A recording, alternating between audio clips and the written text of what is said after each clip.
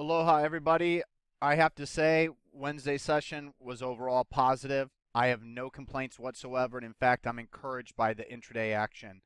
So if we look at the NASDAQ, we can see that we were down 0.70%, but we opened at basically at the low of the day and rallied the rest of the session. While we didn't close at the highs, we still closed in the upper end of the intraday range. Volume was significantly higher than the session before.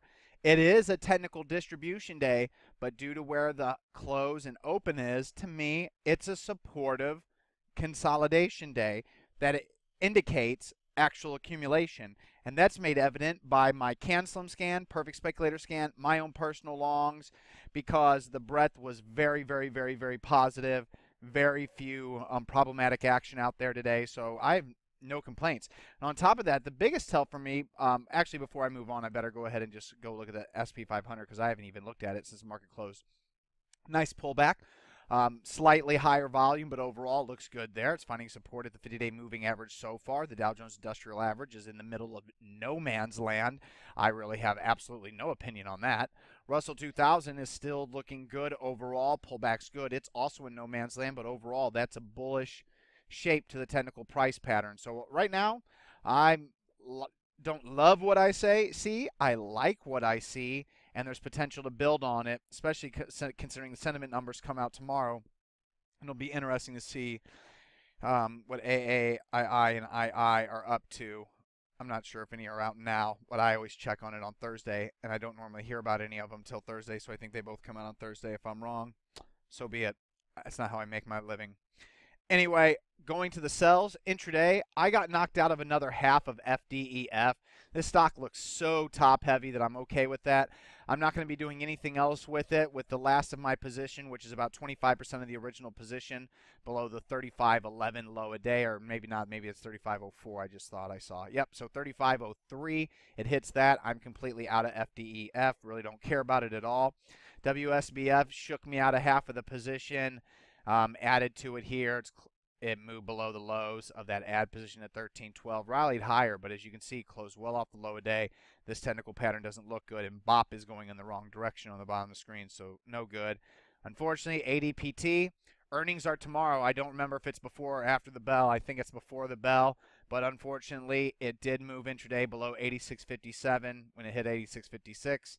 My order was executed, so I was knocked out of half of ADP. Nice short-term gains, though. Basically, half the position, very short amount of time, 34% gain. No complaints whatsoever. The last of my remaining position is all the way back here. Depending on what happens at earnings tomorrow, we'll see what happens. If it gaps up and runs, awesome. We'll be moving our final sell stop all the way up from here to here. So hopefully ADPT can gap up. We'll see what happens. And then also HLTH, not only intraday did it knock me out another 50% of my position, got knocked out of 50% of it when it moved below 683 yesterday. Got knocked out of another 50% of it whenever it moved below 655, so 654. So now I only have 25% of my original position, and I'll give it to here, 609. We'll see what happens. It's a small position now, which is I'm much happier with. HLTH got a little bit too big for a sub 10 stock for me. That's acting the way it is. Following this session, I really got nervous on the position, so I feel fortunate to have gotten knocked out a half here and half here. And we'll see what happens. I'll give it all the way to 609 on the rest of it. But on an end-of-day basis, it's another 50% sell. So if you had 1,000 shares, you now have 500, and you now should only have 250, just like FDEF. Only 25% of the original position. And then on an end-of-day basis, GWPH is producing 100% sell signal. I've already been knocked out a half of it whenever it moved below, I think it was 121.63. So whenever it moved below 121.63, is that right? Or is that the day I went long? I went long this day. So I went long this day, which means when it moved below 124.51, I was knocked out a half. It's knocked out a half on the 17th. My final sell stop on the position, 118.20.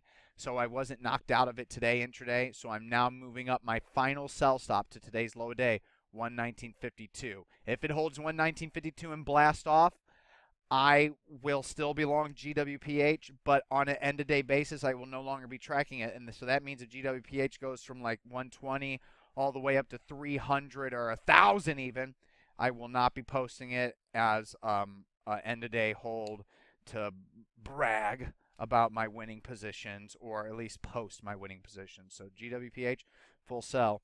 And like I said, getting back to the market overall, bank stocks are important to me. So as the banks go, normally the market goes. Here's Citigroup, here's Wells Fargo, here's JP Morgan, here's Bank of America, here's the Bank of New York Mellon Corporation, and here's Goldman Sachs, and here's FAS, and here's IYF. Overall, the market looks really good when the banks are doing well, and the banks are doing very well right now, so that should be good. And on another positive note, last night after earnings, a lot of stocks gapped down and or moved lower immediately following earnings. GoPro was one of them. You can see it finished lower on the day, but look at the nice intraday reversal. That's the third day in a row of very bullish intraday support. So GoPro, very nice. And then look at all the other ones. ILMN closed higher than where it opened. Apple, the most important one, closed much higher than where it opened. Yahoo closed higher than where it opened. Microsoft closed ever so slightly higher than where it opened. And CMGE, rocket ship, closing higher than where it opened. And not only that, at one point intraday, it was down a ton. I can't quite remember, and I don't have my intraday charts up, but I feel like at one point it was down 30 at least. It was below 650, and now it's up to 725. Quite a hell of a intraday after hours reversal and just overall session for CMG. But that kind of bullish price action, excellent to see on a after hour session when markets just got pummeled on the NASDAQ side. But I mean, I have no complaints whatsoever. It looks good. We're holding support, very few sells, and even one new long position. Now, the best position tonight was SHPG. This is a former perfect speculator scan quality stock. It's a CANSOM quality stock that also happens to be breaking out to new highs and is in the price volume BOP scan. It's definitely good to go long, right? Absolutely. Looks great. Looks beautiful. Right at 50-day moving average, tight uptrending price pattern. It's a biotechnology stock. We're good to go. We're ready to rock. Wrong. Earnings are tomorrow. I believe it's tomorrow even before the opening bell. So this is just a totally fake out signal. We'll see what happens if SHPG gaps up in the morning. It could potentially be a viable gap up, so keep it on your radar. And then BJRI, another nice long signal. This is also a CANSOM quality stock, and it is currently a pre-perfect speculator scan signal. That long signal is good to take, right, with the pocket pivot point signal, right? Wrong. Earnings are also tomorrow, but with BJRI, they're after the close. That's not enough time, so BJRI also is not a new long. And then the best stock out there that didn't have earnings coming up soon was STZ, and that's just too low in the base, and that's best seen in an arithmetic chart, even though it's kind of hard to see here. But, you know, it's not even above this intraday high of this date here, which is the 1st of July. So without it closing above that, I really have no interest, which then left one only flag stock for a long position, KOLM. CANSOM quality, pre-perfect speculator scan quality.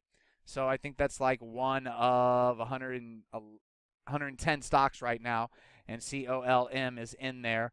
Extremely limited risk trade setup here, using half your sell stop below 60.41 and the other half below 59.14.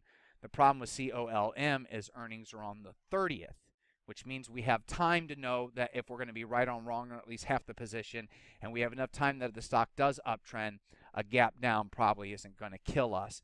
And the last time it gapped down, it didn't gap down by much and gave us plenty of time to get out of the position, because I think that we went long back here. Fool me once, shame on it. Fool me twice, shame on me. So we'll see what happens. 1% only due to earnings being on the 30th.